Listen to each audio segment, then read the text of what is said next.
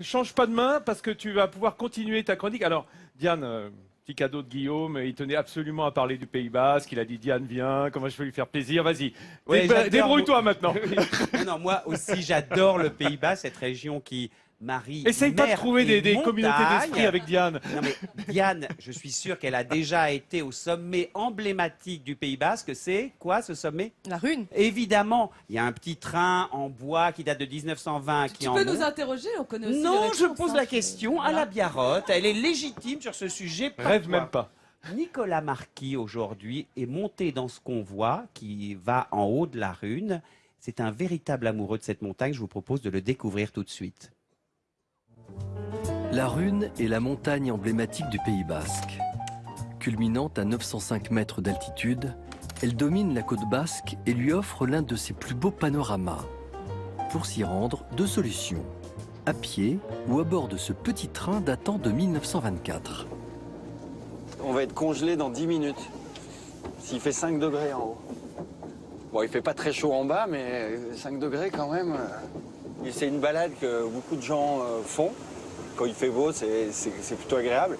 Mais après, ça reste quand même de la montagne. Ça commence doucement, mais la fin, c'est costaud quand même.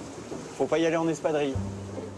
Ici, la météo est très changeante, plusieurs fois par jour. Nous ne dérogerons pas à la règle. Pas de chance pour nous. Le sommet est aujourd'hui dans les nuages. On est dans le nuage, enfin ça bouge un petit peu, mais normalement il y a une perspective, enfin une vue à 360 degrés, hein, normalement. Donc ça c'est l'Espagne, là-bas c'est la France. Voilà, il fait très froid. Ah, quelle drôle d'idée. Il y a 7 ans, Nicolas décide de poser ses valises au Pays Basque. Et c'est tout simplement au pied de cette montagne qu'il s'installe pour l'admirer au quotidien. À partir de là, il commence à la prendre en photo régulièrement et immortalise inlassablement la même vue depuis sa chambre, au gré des saisons. Pendant 3 ans, les images s'accumulent et l'idée d'une exposition lui vient naturellement pour partager cette curieuse palette de couleurs. Les couleurs changent lentement, donc au cours de l'année on s'en rend pas forcément compte. On s'en rend compte quand on a fait des instantanés sur différentes périodes, différentes saisons.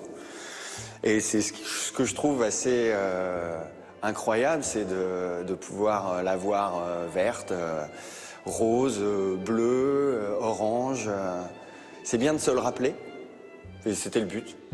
Au-delà de ces clichés, la Rune reste la première image que l'on aperçoit lorsqu'on arrive sur la côte basque, un emblème pour tous ses habitants. C'est beau la Rune. Avouez que c'est magnifique. On adore. Moi, ça me fait penser, Vincent, toi qui as fait des études d'histoire de l'art, tu dois connaître ça, ce peintre japonais du 19e qui s'appelait Hokusai. Ah bah oui, la Et, fameuse vague, ces voilà. estampes magnifiques. Et qui a aussi, il faut le dire, dessiné 36 vues du mont Fuji. Alors là, Nicolas, il a fait que 28 vues de la Rune, mais c'est déjà pas mal. Et tu sais, ici, on pense beaucoup aux étendues de sable le long de cette côte d'argent, mais il y a également, on peut le dire, une côte qui est une côte plus sauvage, la côte des Basques, tu la connais, qui est très minérale. Diane, tu aimes cet endroit-là? Je crois qu'on a quelques images. Oui, parce que j'ai l'impression qu'il veut t'emmener Ouais. visiter quelque chose.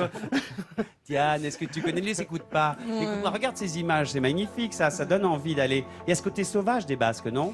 Oui, c'est vrai que c'est une côte qui est assez accidentée, qui est à la fois très sauvage. Elle est faite de grandes étendues de sable ici dans les Landes, mais plus on descend vers la côte et plus on s'enfonce dans le golfe de Gascogne, plus on va voir en effet des parties rocailleuses comme à Hendaye, ici avec des couches sédimentaires très très anciennes par lesquelles on peut accéder par la mer, en kayak ou autre.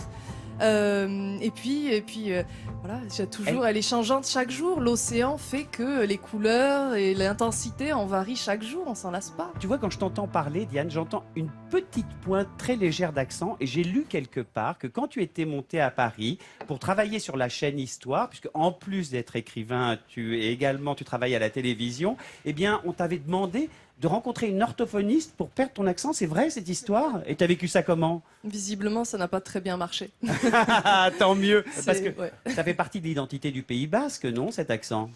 J'ai un accent un peu particulier. C'est vrai que je suis née en Belgique où j'ai grandi les 3 premières années de ma vie. Et puis, j'ai été adoptée au Pays Basque à l'âge de 3 ans. Donc, j'ai un accent un peu mélangé, mais qui est quand même très ancré, peut-être sud. Et en effet, à Paris, pour les chaînes de télévision, pour parler politique et histoire, ça faisait peut-être pas très sérieux. Et donc, Moi, j'ai envie de dire, ne change rien, parce que moi, quand je t'entends parler, j'ai envie de te dire, tu fais quoi la saison qui vient? Parce que Guillaume, tu commandes vachement mieux que lui. Ah, hein, mais en ça, fait, on hein. peut le dire, c'est Là, sûr, elle est sur le formidable. sujet, sur le Pays Basque, elle était, Elle t'as surclassé, mais. Et si elle garde son accent, c'est qu'elle redescend tous les mois, passer au moins une semaine ici chez sa grand-mère Yvonne, c'est ça, hein? mais il faut pas tout dire comme ça. Mais si, Vous voulez bien pas donner sûr qu'il l'adresse faut non tout plus? Non, mais dire.